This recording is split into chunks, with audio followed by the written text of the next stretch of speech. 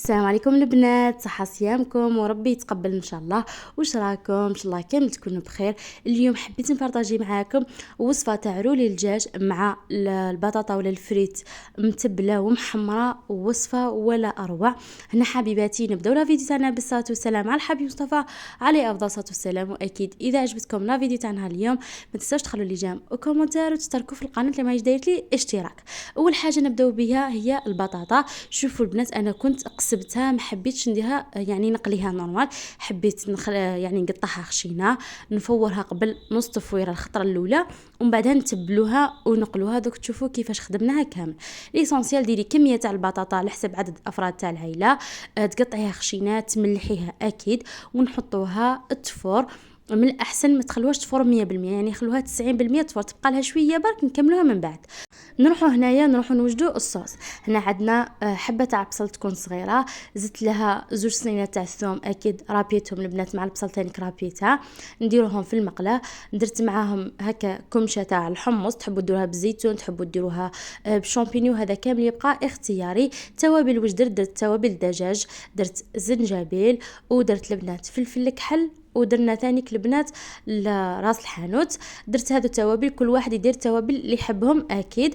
ونديروا اكيد هنايا الزيت، وندير نص مغرف كبيره نتاع المارغرين، ونروح نقليها على النار حتى تتقلى ويذبل البصل. انا كنت نسيت الملح البنات، نملحوا اكيد على حسب الكميه اللي حديروها نتوما، ونرجعوها على النار تتقلى مليح هذاك البصل واللي زيبيس مع الحمص.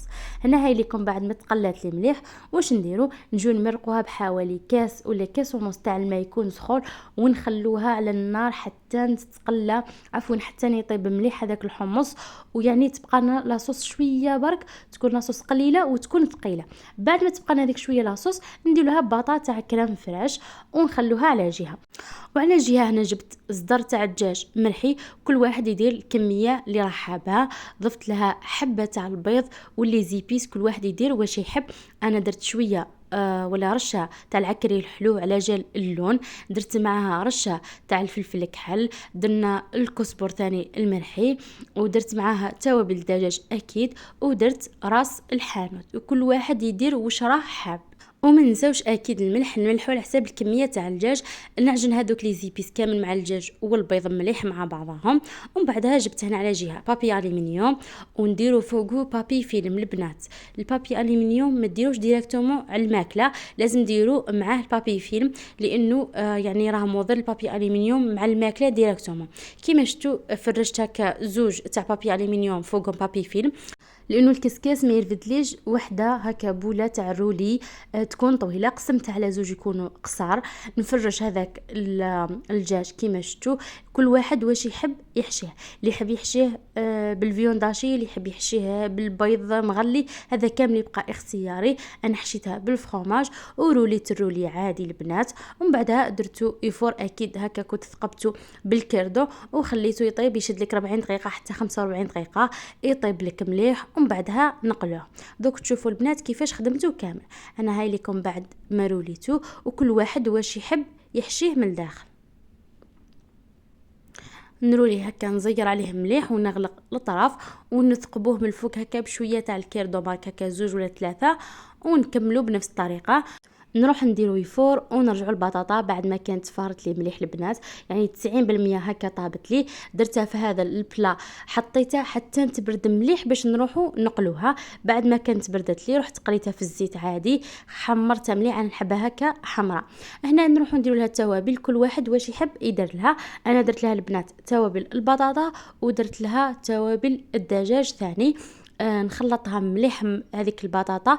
تحبوا كي تكونوا حتقدموها تعاودوا تحمصوا هكا في شويه تاع الزبده برك هكا في المقله ناشفه باش تجيكم تقرمش، تحبوا تخدموا هكذا ديريكتوم، وهذا يبقى اختياري.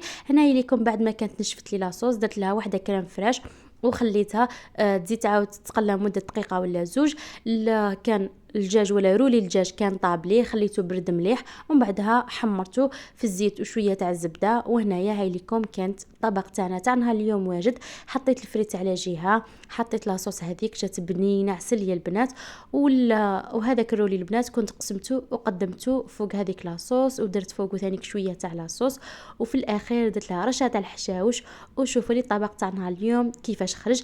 بالنسبه لهذيك البطاطا انا اختارت نخليها كيما هي بعد ما ندير لها توابل، خطرات نعاود نحمرها ولا نحمرها في المقله ناشفه فيها شويه تاع الزبده فقط باش تجيني مقرمشه اكثر واكثر. شاهدتكم في الجنه حبيباتي، نتمنى الوصفه تاع نهار اليوم تنال اعجابكم، واذا سيتوها ما تنساوش تخلوا لي البنات جيم وكومنتار وتشتركوا في القناه، واكيد تخلوا لي تطبيقاتكم وارائكم لتحت في الكومنتار.